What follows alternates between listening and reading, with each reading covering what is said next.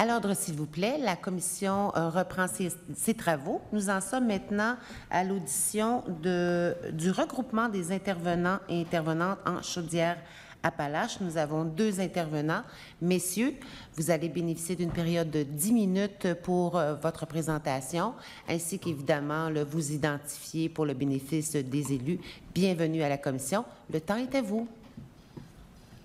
Oui, bonjour, merci Madame la Présidente. Mon nom est Guillaume Boivin, je suis directeur général du Tremplin Centre pour personnes immigrantes et leurs familles, qui est un organisme d'intégration des personnes immigrantes à Lévis. Bonjour Madame la Présidente, moi c'est Alain Brevion, je suis agent d'accueil et d'intégration à la CEDEM, c'est un organisme d'accueil et d'intégration dans la MRC de Montmagny, en Chaudière-Appalaches. Donc, merci beaucoup de l'invitation et du temps que vous prenez, surtout là, pour aborder ce sujet qui est crucial. L'immigration et la planification de l'immigration est un sujet qui ne peut être dissocié d'autres concepts, comme par exemple notre besoin comme société en matière, par exemple, de main-d'œuvre. On sait que l'immigration est une solution, une partie de la solution très importante pour répondre à nos besoins en main-d'œuvre, à notre pénurie de main-d'œuvre. Qui est un effet aussi très important sur la courbe démographique au Québec et sur la vitalité des régions. Et puis, comme société, nous avons une responsabilité en matière de francisation et d'intégration. Et donc, justement, donc en prévision de planification de l'immigration, il faut toujours garder en tête les besoins d'intégration des personnes que nous allons accueillir. Donc, comme société, on a la responsabilité de donner des services d'intégration et de francisation à toutes les personnes que nous allons sélectionner. D'ailleurs, ça fait partie là, en grande partie là, des recommandations qui sont présentes dans le mémoire qui a été déposé et qui répondent aussi à des recommandations là, qui avaient été faites par la vérificatrice générale. C'est sûr que justement, de pourvoir à l'intégration des personnes immigrantes, c'est quelque chose qui va demander des subventions assez importantes, mais ça ne doit pas être vu comme des dépenses, mais plutôt comme un investissement. Donc, ça va générer, bien sûr, toute la richesse culturelle là, des personnes qui viennent s'établir ici, mais aussi de la richesse économique. On sait, il y a plus l'intégration se passe de manière rapide et efficiente, plus les personnes vont être en mesure, par exemple, de travailler, de réussir leur projet d'études, vont être en mesure, par exemple, justement, de ne pas aussi être dépendants des services publics.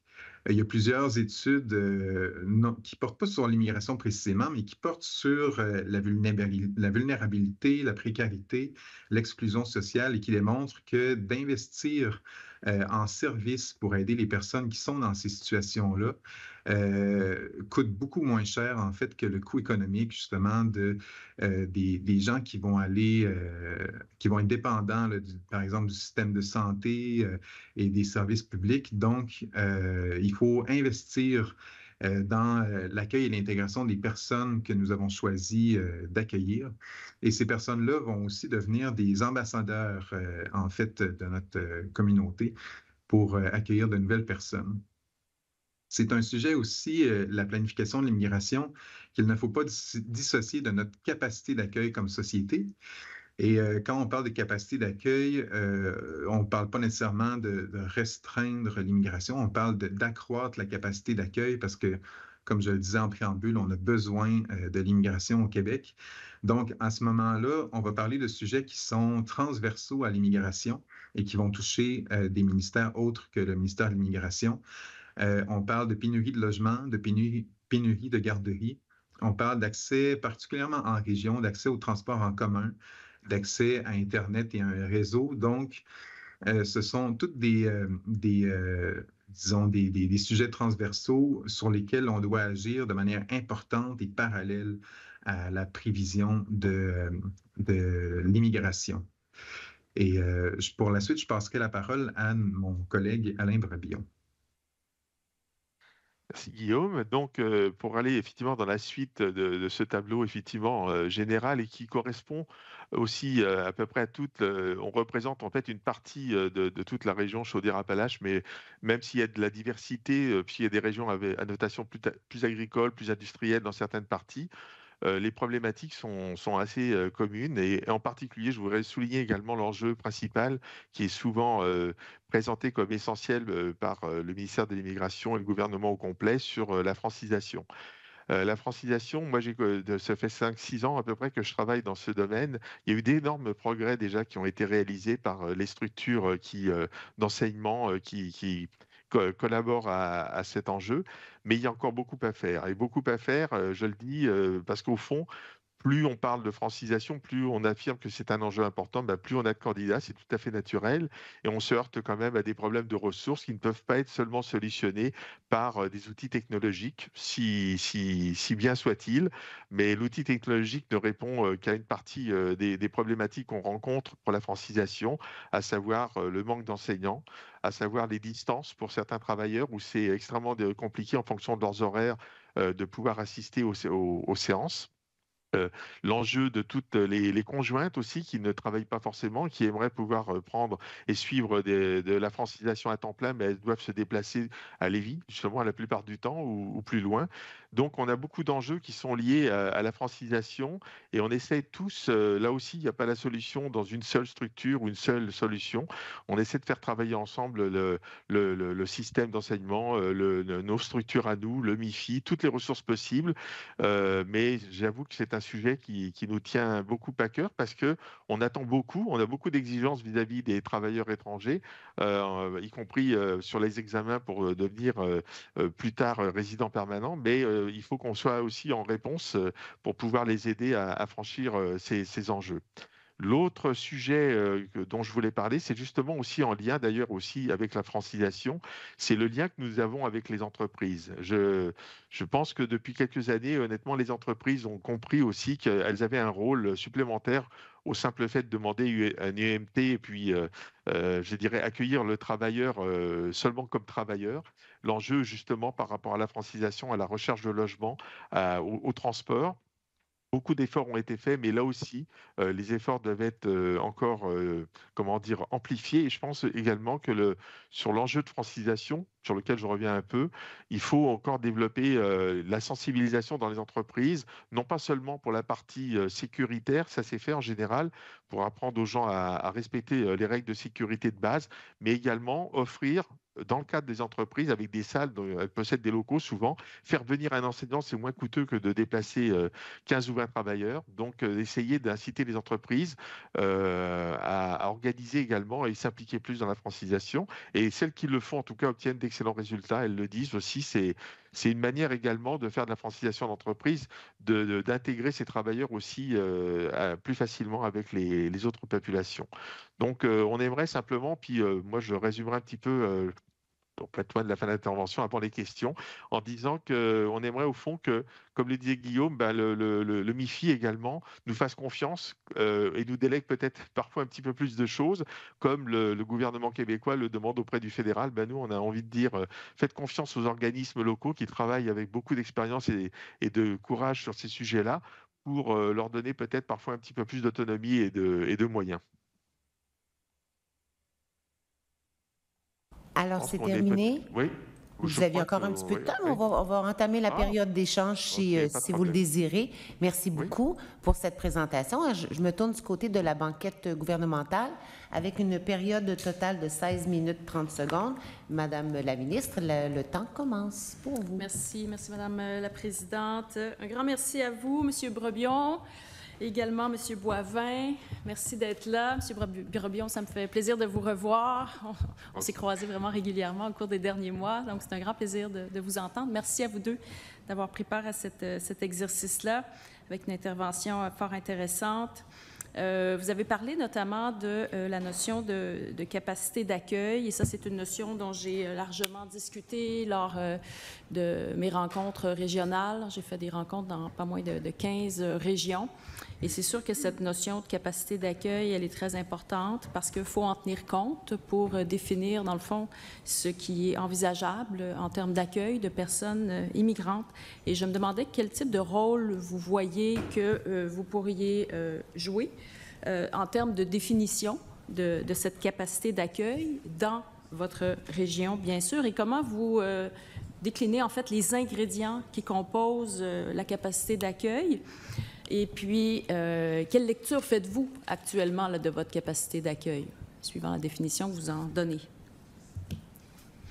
Bien, notre capacité d'accueil, en ce moment, elle est surtout limitée par les subventions, la hauteur des subventions. Nous, à la grandeur de la région, je ne parle pas seulement pour le tremplin, mais peu importe à qui on parle, on a un besoin de recruter de nouveaux intervenants pour les gens qui cognent à nos portes.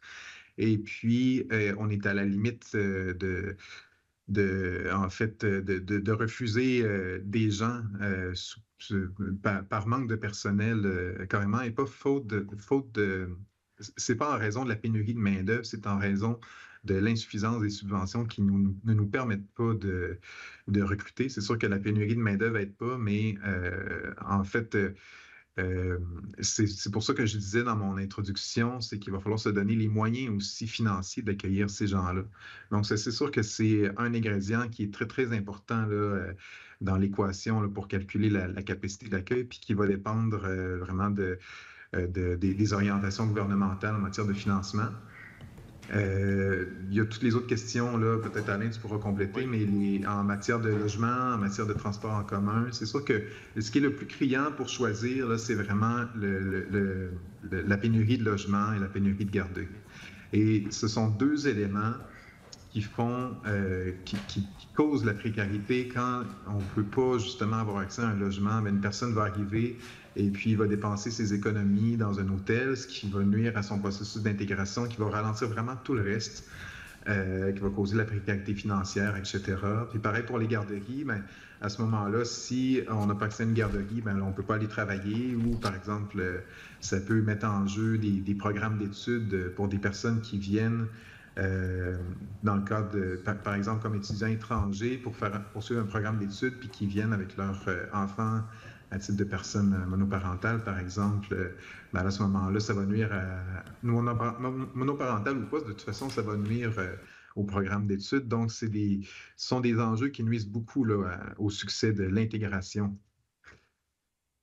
Je peux permettre. Oui, tout à fait. Allez-y. Je vous ai perdu, Madame la ministre, à l'écran. Simplement, je voulais compléter ce que disait. On a quand même, au-delà de ce que vient de dire Guillaume et qui nous concerne, bien sûr, pareil, on a quand même, il y a 2 ans, fait quelque chose. On a été un peu lanceur d'alerte dans le milieu pour dire que la capacité d'accueil ne dépend pas que de nous et ne dépend pas, bien entendu, que d'une seule structure. Donc, on a réuni autour de tables, on a fait deux grandes rencontres en réunissant vraiment toutes les personnes concernées par le problème du logement. Ça a relativement bien fonctionné, puis ça donne des fruits, c'est-à-dire qu'au fond, des gens qui ne se connaissaient pas ont commencé à mettre en œuvre des solutions, que ce soit les promoteurs immobiliers, les responsables d'entreprise, etc. Il y avait quand même 6 ou 7 entités différentes, municipales aussi, bien sûr. Donc, je crois beaucoup aussi que nous, on est un peu sur ce sujet, bien entendu, à l'interface de tout le monde. C'est souvent un rôle un petit peu pilote comme ça qu'on peut avoir, si on peut le faire, si on veut le faire. Mais moi, j'y crois beaucoup, en tout cas. Puis dans les autres domaines, ça peut être la même chose. Sur les garderies aussi, je crois que personne n'a une seule solution parce que les garderies ont des difficultés aussi, pas tellement au niveau des locaux seulement et des places, mais de recruter des techniciennes en garderie, puisqu'on essaye d'attendre aussi du recrutement de gardiennes, enfin de techniciennes francophones à l'étranger. Donc c'est un problème qui doit effectivement, je pense, la sensibiliser. L'immigration, c'est pas seulement les structures d'immigration, c'est pas seulement le MIFI, c'est effectivement à la charge un petit peu de toute la société. Et si on peut essayer, nous, peut-être de temps en temps, d'organiser ça, ben, mais c'est du travail supplémentaire qu'on ne fait pas avec les immigrants directement. Je salue votre proactivité là, en matière d'organisation de rencontres entre des acteurs là, qui sont d'intérêt pour discuter de la capacité d'accueil. Est-ce que ce que vous avez lancé en termes d'initiative autour du concept de logement, est-ce que c'est donc une table qui est appelée à se réunir de manière régulière? Ou c'était plus pour dresser un portrait de situation et puis... On a commencé comme ça, il y a 2 ans. En fait, on a fait 2 rencontres successives parce qu'il y avait beaucoup de monde. En réalité, on était presque surpris par l'intérêt. Au fond, c'était révélateur de l'attente qu'il y avait de tous les acteurs. Donc, on a fait ça en 2 fois pour pas que ce soit un forum trop important. Et puis, il y a encore des réunions, elles ne sont pas forcément toutes régulières, je dirais. On les déclenche un peu en fonction de la sensibilisation au terrain. Mais maintenant, au-delà des réunions, il y a des rencontres qui se font vraiment entre les personnes concernées, et il y a des programmes qui sont en route. On sait tous que les logements ne poussent pas en 6 mois, là, donc, mais il y a quand même des initiatives intéressantes, et surtout ce qu'on avait fait, nous, depuis longtemps, c'est un partenariat établi avec les propriétaires pour les sensibiliser justement aux particularités de louer à des immigrants. Et ces gens-là nous connaissent maintenant, puis avant de mettre sur le marché leur logement, ben, ils font appel à nous, ce qui nous facilite quand même beaucoup les choses parce qu'il est évident que quand les gens arrivent de l'étranger, on ne peut pas admettre qu'on cherche un logement au moment où ils arrivent. Enfin, comme une chambre d'hôtel d'une nuit ou deux, c'est la limite acceptable, mais il faut qu'on trouve avant. Puis avec l'état du marché actuel dans notre région, il faut qu'on soit proactif, effectivement, mais ça fonctionne mieux qu'il y a 4 ou 5 ans. Eh bien, je retiens l'idée. On va peut-être la promouvoir auprès d'autres régions. Est-ce que cette discussion autour du logement portait sur le développement de logements pour les personnes immigrantes ou c'était pour la population en général? Non, c'était à partir quand même des besoins croissants qu'on voyait apparaître, parce qu'on avait une croissance très forte, comme à Lévis aussi, de travailleurs temporaires. On sentait qu'on était à un goulot d'étranglement. Donc, on était vraiment plus porté sur... mais le logement pour les immigrants, c'est aussi de plusieurs natures, parce qu'il y a des gens qui viennent tout seuls, il y a des gens qui viennent avec des familles ensuite, enfin, et puis il y a des gens qui translatent après, qui passent d'un logement à l'autre. Donc, ça rejoint au fond les mêmes besoins que la population locale, mais on était quand même concentré sur une augmentation soudaine. OK. Merci. Je vous amènerai maintenant sur le thème de la francisation. Donc, à propos de l'orientation 2, en page 8, là, vous mentionnez que vous observez là, des délais entre les demandes d'inscription et le début des cours de francisation. Je voulais rappeler qu'on a un grand volume de demandes, vraiment, au-delà de ce qu'on avait même imaginé. En fait, on est en train de mettre sur pied l'équivalent d'une sorte d'université de la francisation, tellement il y a de gens qui aspirent à bénéficier donc des cours de francisation. Nous, notre engagement, c'est de faire en sorte que, sur une base annuelle, qu'au moins 80% des nouvelles demandes pour des cours de francisation à temps plein, une première demande, soient répondues dans un délai de 50 jours ouvrables. Au cours de l'été, là, on était en deçà de ça. Donc, vous dire que, voilà, on met les bouchées doubles, on est très actif par rapport à cette notion-là, bien sûr, à ce service qu'on lance. Et moi, je voulais vous entendre, dans le fond, sur la francisation en entreprise, mais vous dire avant, parce que vous y avez fait référence dans votre intervention, notamment que les conjointes souhaitent également avoir accès là, le plus facilement possible au cours de francisation, et on était bien sensible à cette notion. Et c'est pour ça que cet été, on a annoncé le développement d'un projet pilote pour faire en sorte d'avoir des services de halte-garderie en des lieux où il y a des cours de francisation, de façon à ce que les personnes, souvent les conjointes, sont amenées à garder les enfants pendant que le conjoint va prendre des cours de francisation. Donc, on voulait éviter ce genre de situation. Donc, en offrant des haltes-garderies, là où se trouvent les cours de francisation, bien, on se trouve à ne pas avoir ce dilemme qui se pose pour certains couples de personnes immigrantes. Donc, pour ce qui a trait à la francisation en entreprise, en fait, quel type de formation puis de sensibilisation vous pensez qu'un organisme comme le vôtre peut apporter en matière de promotion, de déploiement des mesures de francisation en entreprise? Est-ce que je peux juste... parce que j'ai un exemple en tête, justement. On a des entreprises autour pas loin de chez nous qui ont choisi justement cette forme, qui l'ont essayé au fond, qui l'ont testé parce qu'ils étaient un peu pionniers. Puis ça fonctionne bien, c'est-à-dire qu'en fait, ils ne regrettent pas du tout leur choix. Il faut simplement que les entreprises acceptent aussi qu'au-delà du cadre du travail, il y ait des moyens parfois peut-être mis à disposition. Et puis le fait de faire venir des enseignants également, de les connaître, d'avoir un suivi, ça établit un lien complètement différent. Puis pour les travailleurs, c'est certain que ça dépend de leur emplacement, mais quand il n'y a pas de déplacement, parce que la problématique souvent pour nous, elle est liée au transport, quoi. C'est-à-dire qu'ils peuvent très bien travailler à 15-20 km du lieu de francisation. le soir, etc., repartir le soir ou repartir même dans la journée, c'est un handicap supplémentaire. Et puis, on n'a pas de tramway ni de métro, donc c'est un peu compliqué. Donc, mais en dehors de ça, je pense que les entreprises se parlent aussi, entre elles aussi, sans nous, parfois. On peut simplement nous promouvoir. On le fait d'ailleurs. J'ai reçu ce matin une offre pour une formation qui est offerte par le Cégep de Montmagny sur une formation à l'intégration. Ben, nous, on va promouvoir, on va essayer parce qu'ils n'entrent pas. C'est parfois difficile d'entrer en contact avec la bonne personne dans l'entreprise, etc. Bon, dans les ressources humaines, ça bouge pas mal, tout ça. Donc, on peut faciliter les choses, mais on ne peut pas non plus, comment dire, les entreprises sont quand même, bien sûr, autonomes là-dessus. On peut simplement leur montrer l'avantage d'avoir des travailleurs qui ne parlent pas français juste pour les mesures de sécurité, quoi. Parce qu'ils vont pouvoir les garder plus facilement. Et si Si je peux aj- Oui, allez-y, M. Boivin. Si je peux ajouter sur la question de la francisation d'entreprise, en fait, ce que je remarque, c'est que les entreprises, ça fait une douzaine d'années, là, moi, que je suis pour le tremplin, puis je remarque vraiment une évolution des mentalités, puis un vrai désir que les personnes leurs travailleurs qui accueillent s'intègrent bien, tout ça. Donc, à ce moment-là, ben, la sensibilisation peut être continuée, puis je pense qu'elle va être bien reçue. Et puis d'un autre côté, il y aurait peut-être un effort du côté des subventions qui sont disponibles pour les subventions salariales qui sont disponibles pour les entreprises pour permettre davantage aussi de francisation. Parce que je crois que c'est un maximum de 50 heures là, à l'heure actuelle qui est subventionné. Donc, c'est sûr que ce serait un item qui pourrait améliorer l'accès aussi, là, puis profiter là, pour les entreprises. Merci, Madame la Présidente. Je vais céder le droit de parole. Merci beaucoup, Madame la ministre. Alors, on va poursuivre avec la députée de Lotbinière-Frontenac, si je ne m'abuse. Oui, merci. Alors, il vous reste 4 minutes, 8 secondes. Merci, Madame la Présidente. Bonjour. Bonjour. Donc, merci d'être là ce matin. Moi, c'est sûr que Chaudière-Appalaches, c'est une région que je connais bien. J'aimerais qu'on parle de l'apprentissage du français en région. Oui, il y a des enjeux, mais qu'est-ce que vous proposez?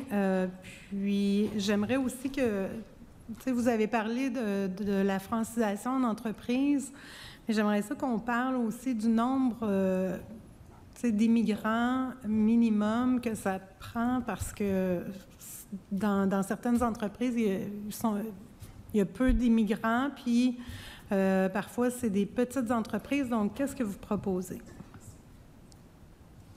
Je pense qu'il n'y a pas de minimum, à moins que je ne m'abuse. Là, même pour un seul employé, là, on peut avoir accès à de la francisation en entreprise.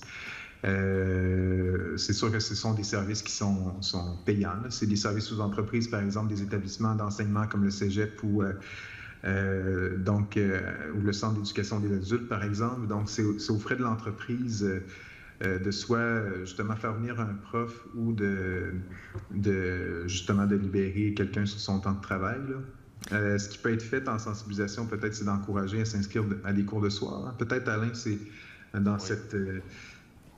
Mais je pense qu'il faut, oui, effectivement, il y a des solutions qui peuvent être bien entendu à l'extérieur aussi de l'entreprise. Mais ce que je crois aussi, ce que je constate, parce que derrière votre remarque, Madame la députée, je sais que les entreprises, vous le savez, sont en tension aussi sur la rétention de leurs employés. Et le partage de ressources, par exemple, on pourrait imaginer que deux entreprises qui ne sont pas dans le même domaine, on pourrait très bien peut-être mettre des moyens en commun, des locaux ou des formateurs également, puis se regrouper. Ça, c'est difficile. Enfin, pour moi, ce que je constate, c'est que ce n'est pas un sujet encore tout à fait à l'ordre du jour parce qu'il y a une certaine crainte que les travailleurs, voilà, fréquentant une autre entreprise, aient peut-être envie non pas de s'échapper parce qu'ils ne sont pas en prison, mais avec le permis de travail fermé, c'est quand même un peu compliqué. Donc, c'est un peu une difficulté, moi, que je rencontre, c'est justement chaque entreprise, comme vous le dites, quelle que soit sa taille, est obligée de trouver un peu des solutions pour le transport de la même manière ou pour des choses comme ça, alors qu'il y aurait peut-être possibilité de mutualiser certaines choses, certains moyens, certaines ressources, mais il faudrait pour cela que les entreprises, comment dire, n'aient pas cette crainte, en fait, puis c'est pas facile non plus à l'enlever, de voir leur travail. Je le vois par exemple dans la restauration. La restauration, c'est un domaine extrêmement tendu, hein, où tout le monde veut garder, bien entendu, ses employés, et c'est extrêmement difficile de faire du réseautage, y compris pour faire venir ces gens-là dans des activités, pas de francisation, mais de discussion. On fait des ateliers de discussion aussi pour essayer de les mettre à l'aise dans la vie quotidienne, mais ils ont des difficultés quand même à venir. Parfait, merci. Pour ce qui est de l'orientation 7, portant sur l'intégration sur le marché du travail des personnes issues de toutes les catégories d'immigration, vous dites qu'il y a des doublons avec la mise en place d'Accompagnement Québec dans les services offerts aux personnes immigrantes. J'aimerais que vous nous expliquiez ça. En 30 secondes, s'il vous plaît. Tu veux y aller, Guillaume? C'est comme tu veux. Vas-y. OK, bon, c'est simplement parce que quand la régionalisation du Wi-Fi a été annoncée, puis qu'on nous a annoncé donc la mise en place des structures de régionalisation, enfin, je ne sais pas si vous avez eu la mise en place des agents d'aide à l'intégration un petit peu partout en région. Ces personnes sont là pour gérer justement une première. L'idée, c'était, je pense, dans un premier contact avec les travailleurs étrangers, de pouvoir les inscrire et les suivre, et de faire un début de dossier pour faire un suivi ensuite par la suite. Et c'est une idée que je trouve toujours excellente. Merci beaucoup. Le temps est parti à la banquette gouvernementale est terminé. Je me tourne maintenant du côté d'opposition officielle avec le député de Néligan pour une période de 12 minutes, total de 12 minutes 23 secondes. Le temps est à vous. Bonjour à vous deux. Merci pour votre rapport très bien détaillé. J'ai eu l'occasion de rencontrer des représentants du milieu économique il y a quelques années.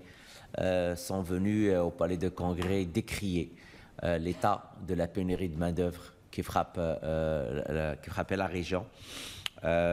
Vous êtes venu aujourd'hui avec pas mal de points.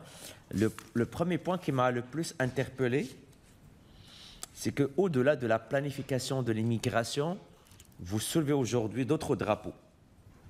C'est que vous parlez de la capacité d'accueil. Et la capacité d'accueil, ce n'est pas uniquement vous, vous avez dit que c'est des sujets transversaux. Sentez-vous que la région a de l'écoute par rapport à ces sujets transversaux? Oui, je peux répondre oui, je sens qu'il y a une écoute. Je sens par contre aussi un énorme besoin d'accélérer toutes les démarches qui peuvent être prises et aussi de simplifier. Quand on parle de logement social, pour avoir siégé sur plusieurs tables de concertation là, où il en était question, on parle vraiment de délais qui sont de loin supérieurs là, au délai pour construire des logements standards, là, tout autre type de logement. Donc, à mon avis, maintenant que le besoin est démontré depuis longtemps, puis qu'on parle depuis longtemps de pénurie de logements, il y a vraiment des actions importantes à prendre qui peuvent être prises sur plusieurs niveaux. Il y a des initiatives, par exemple, où il y a des villes qui vont proposer ou qui prévoient de proposer des congés de taxes pour des portions de logements sociaux pour faciliter la construction. Il y a des initiatives comme celle du Centre multiethnique de Québec, par exemple, où il y a des logements qui servent de logements transitoires, qui sont a priori prévus plus pour les personnes réfugiées, mais qui sont aussi utilisés en certaines occasions comme logements transitoires. C'est des initiatives qui pourraient être encouragées puis qui pourraient être supportées par le milieu communautaire, par exemple. Donc, effectivement, l'écoute est là, mais ensuite, il doit y avoir, à mon avis, des mesures plus rapides et plus fortes là, pour accélérer les choses dans ce domaine-là. Si je peux me permettre, pardon. Oui. Est-ce que je peux compléter? Oui, allez-y. OK. Je voulais simplement ajouter qu'au fond, l'argument qui pouvait être auparavant que les travailleurs immigrants venaient prendre nos emplois, je crois que ça s'est un peu dépassé. Maintenant, prendre nos logements, c'est dépassé également. Il faut bien se rendre compte que si ce n'étaient pas des travailleurs immigrants qui qui étaient là, ben, ça serait sans doute des travailleurs québécois qui auraient ces besoins de logement. Donc c'est un problème qui n'a pas de rapport direct au fond avec l'immigration.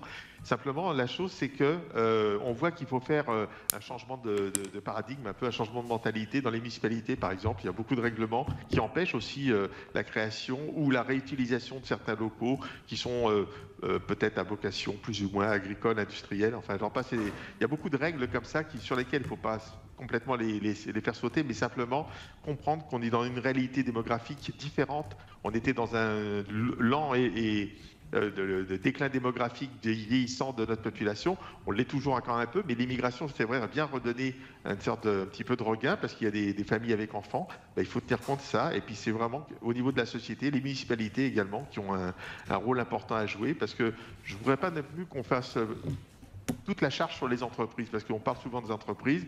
Il y a des entreprises qui ouvrent des garderies, il y a des entreprises qui font leur mieux pour la France, mais ce n'est pas non plus aux entreprises de gérer complètement la vie des immigrants depuis en dehors de leur cadre de travail. C'est le rôle des municipalités et de tous les autres organismes et des autres émanations de ministères différents. Voilà. Je vous écoute depuis tout à l'heure et j'ai le goût de vous poser une question. Vous avez mis l'accent sur si je peux qualifier, un enjeu majeur de société sur la capacité d'accueil. Et d'ailleurs, vous souhaitez. On en parlait beaucoup. C'est un enjeu majeur, la capacité d'accueil est atteinte, on l'a dépassé. Mais vous êtes venu en commission parlementaire nous dire, écoutez, là, il faut absolument augmenter la capacité d'accueil. Ah oui. OK. Vous avez des bons arguments sur la table parce que votre région souffre d'une pénurie de main-d'œuvre. Ce sont des faits. En fait, ce que vous êtes en train de nous dire, qu'on risque de mettre en péril l'avenir économique et la création de la richesse dans votre région, c'est aujourd'hui, on ne travaille pas sur la capacité d'accueil. Est-ce que j'ai bien compris votre message? Oui. Excellent. Si je prends Lévis, 48% de la croissance démographique de Lévis dans les dernières années, selon les derniers recensements, est due à l'immigration. Donc, on parle vraiment là d'un apport qui est essentiel à la ville. Et la ville dépend en très grande partie là, pour sa croissance et sa vitalité économique, dépend en grande partie de l'immigration. Ouais. Ce n'est qu'un exemple, mais c'est ce que j'entends beaucoup. Moi, je vous donne les chiffres de Lévis, mais oui, bon, on parle de vitalité économique, on parle de courbe démographique, on parle de c'est très clair, c'est très clair. Mais vous ramenez d'autres enjeux de société, à savoir le logement, garderie, transport en commun. Juste vous dire, en face de vous, c'est le leader de l'opposition officielle. Ces enjeux font partie de nos discussions chaque jour sur les missions de l'État et on dit que ça craque un peu partout dans plusieurs aspects de la société. Et là, je vais faire l'avocat du diable. Vous allez répondre quoi à quelqu'un qui vous dit qu'on a une crise du logement et que ça n'a aucun bon sens de ramener d'autres immigrants à la région de Chaudière-Appalaches parce qu'on n'en a pas assez de logements, on n'a pas assez de garderies et on souffre au niveau du transport en commun? Ben, moi, ce que je répondrais, c'est si on veut manger local, si on veut une croissance économique, si on ne fait que serait-ce que d'écouter un peu nos entreprises. On a des grands projets comme, par exemple, l'entreprise La Davy Ship à Lévis, qui va avoir besoin de centaines de travailleurs et qui va se retourner massivement, juste l'année prochaine, va se retourner massivement vers l'immigration. Ce sont des projets à portée nationale, qui est dans le fond la production de ces bateaux-là. On va avoir besoin de centaines de travailleurs.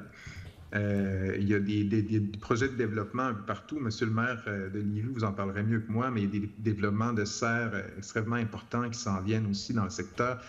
Puis, dans le fond, si on veut justement avoir des matériaux de construction, si on veut transformer notre poulet pour le mettre sur notre table, il y a tellement de secteurs qui dépendent très fortement de l'immigration, entre autres de l'immigration temporaire, mais de l'immigration tout court pour combler ces besoins en main-d'œuvre-là. Notre société a besoin avant tout là, de travailleurs pour fonctionner, pour faire rouler les entreprises, puis pour qu'on ait à notre disposition les biens essentiels de tous les jours. Donc, à ce moment, pour ma part, la question n'est pas là à savoir est-ce qu'on devrait diminuer le nombre de personnes immigrantes. Tous ceux à qui on parle dans nos concertations que ce soit des concertations avec le milieu de l'emploi ou avec le milieu social ou de l'enseignement. S'entendre sur ce point-là, en tout cas, je parle pour ma part, mais tous ceux à qui j'ai parlé, ils disent on a besoin de plus de personnes migrantes.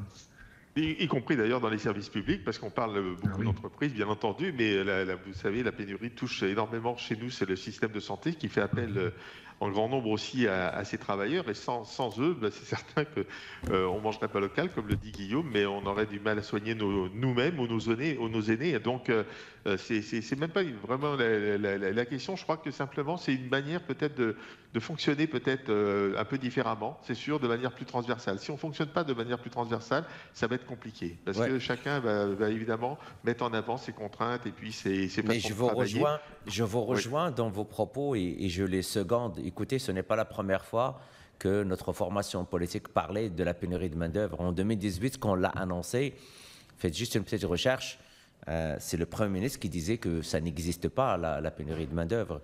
On n'arrête pas de le dire au Parlement. Sortez un peu de la capitale nationale, allez voir ce qui se passe dans les régions. La pénurie de main-d'œuvre frappe à la fois le service public et le secteur privé. Quand je vous ai posé la question par rapport à la capacité d'accueil, c'est que je ne veux pas que demain, quand on va venir, pas nous, je suis quand même conscient de vos enjeux, quand quelqu'un va venir vous dire en région, écoutez, la capacité d'accueil est atteinte dans votre région, j'espère que vos arguments seront là sur la table, parce que là, carrément, ce que je vois, c'est l'avenir économique de la région qui serait affecté, là. Oui. Parlons de la régionalisation. Tout le monde veut régionaliser l'immigration, tout le monde veut que les gens travaillent, utilisent la langue française et que les services de francisation suivent. Si je vous suis, tout est lié. On ne peut pas régionaliser aujourd'hui si on ne règle pas les enjeux transversaux, si on ne règle pas des enjeux majeurs pour éviter la précarité financière. Si vous êtes à la place des élus aujourd'hui, surtout ceux qui décident, c'est quoi la première action pour réussir la régionalisation? Parce qu'il ne faut plus que ce soit un slogan, il faut que ce soit une réalité, que la régionalisation suit un peu le portrait de nos besoins en région.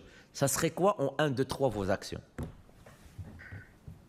Si tu veux, je veux bien commencer sur la régionalisation. D'abord, je voudrais vous dire, monsieur le député, qu'il ne s'agit pas seulement d'une idée. Il y a des réalisations concrètes qui se font, mais parfois, ce sont des processus plus longs qu'on ne le pense. C'est-à-dire qu'au fond, quand on y réfléchit, c'est plus facile de faire venir les travailleurs directement dans les régions que d'aller les rechercher ensuite par Montréal. Alors, je n'ai pas de baguette magique pour ça, mais pour avoir fait des dossiers de régionalisation, le problème auquel on se heurte souvent, c'est que les personnes qui vont se régionaliser, entre guillemets, elles ne veulent pas repartir le parcours à zéro. C'est-à-dire qu'elles veulent que pour elles, ce soit une étape supplémentaire avec une amélioration quantitative de leur qualitative et quantitative, de leur qualité de vie, mais également au niveau du travail. Parce que très souvent, elles vont commencer par faire une job, je veux dire, alimentaire dans la région de Montréal, mais elles ne souhaitent pas repartir dans une région pour recommencer complètement ce processus. Elles souhaitent aussi accomplir.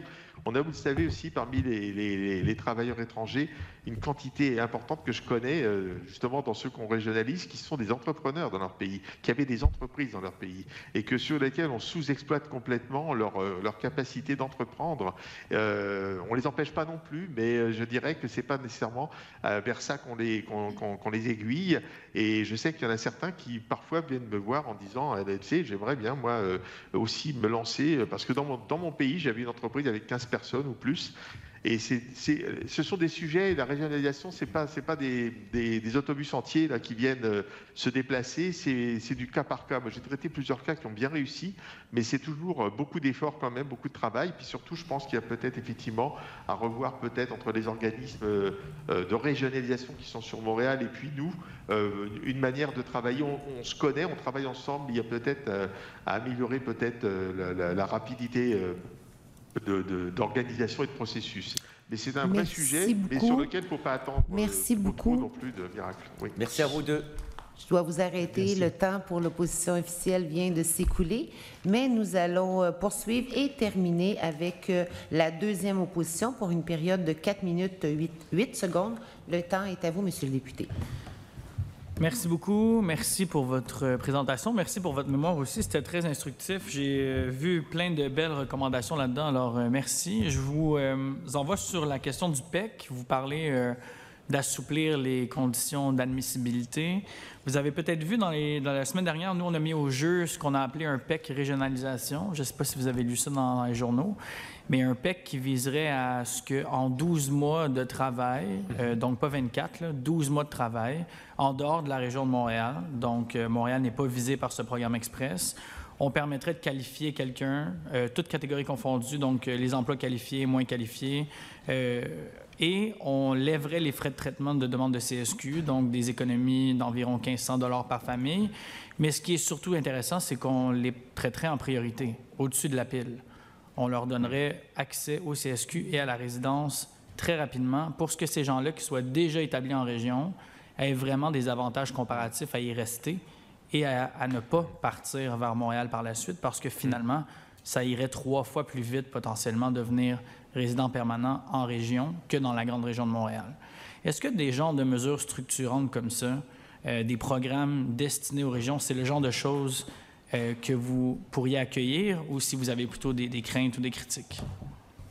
Bien, à mon avis, les politiques devraient prendre le chemin de l'allègement réglementaire. Donc, là, je ne sais pas si je peux réagir un peu pour point sur votre projet directement là, au nom des acteurs de ma région, mais à tout le moins, ce qui fait consensus,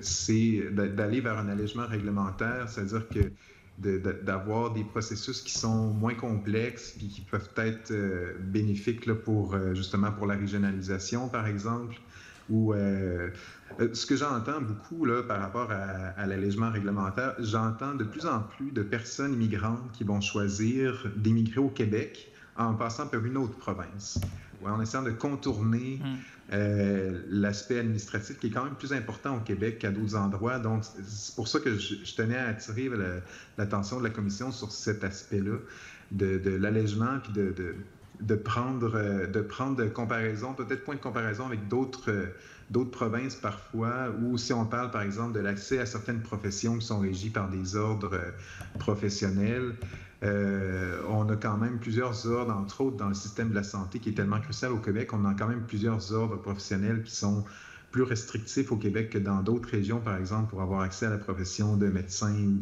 d'infirmière. Donc, pour revenir à votre question, ce serait un peu mon point de vue à moi. Là. Parce qu'il faut créer un avantage. Il faut créer un avantage comparatif aussi Montréal versus région. Je comprends les autres provinces, mais il y a énormément de gens qui se destinent à Montréal. Donc, il faut qu'on ait des mesures structurantes et positives, je devine, qui fait que les régions deviennent peut-être plus intéressantes ou ont un avantage comparatif sur Montréal, ce qui va aider la régionalisation. Certainement, mais si je peux ajouter, ce que veut dire Guillaume aussi, c'est que malheureusement, quand on établit des règles de ce genre-là ou des différences un petit peu de statut par rapport à ça, il y a un risque de contournement qui est encore plus facile, à mon avis, d'une région à l'autre ou d'une région vers Montréal qu'entre provinces. Donc, sur le principe, on souscrit à ça parce que nous aussi, ce qu'on souhaite au fond, mais je vous le dis, je pense que le plus probant, c'est surtout que les gens puissent comprendre, et ça c'est la politique aussi qui est menée à l'extérieur, enfin toutes les missions de recrutement international, etc., c'est de faire comprendre que dans nos régions, ce qu'il faut faire comprendre, c'est que les immigrants sont au moins aussi bien accueillis qu'à Montréal.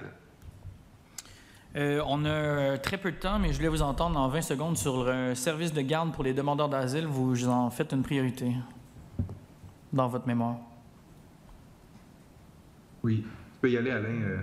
Comme tu veux. Ben, ce qu'on constate en fait dans notre région, pour être tout à fait sincère, c'est que nous n'avons pas, bien sûr, un afflux de demandeurs d'asile comme on peut l'avoir dans d'autres régions et d'autres parties du Québec. On en a quelques-uns qui s'en viennent, d'ailleurs la plupart du temps sollicités par les entreprises elles-mêmes parce qu'au fond... Je dois malheureusement, M. Brebillon, vous arrêter. Je vous ai laissé quelques petites secondes de plus, mais le temps est écoulé. Alors, M. Brebillon, M. Boivin, merci beaucoup d'être venus à cette commission. Je suspends quelques secondes, le temps de recevoir le prochain groupe. Bonne fin de journée, messieurs. Merci, Madame la Présidente.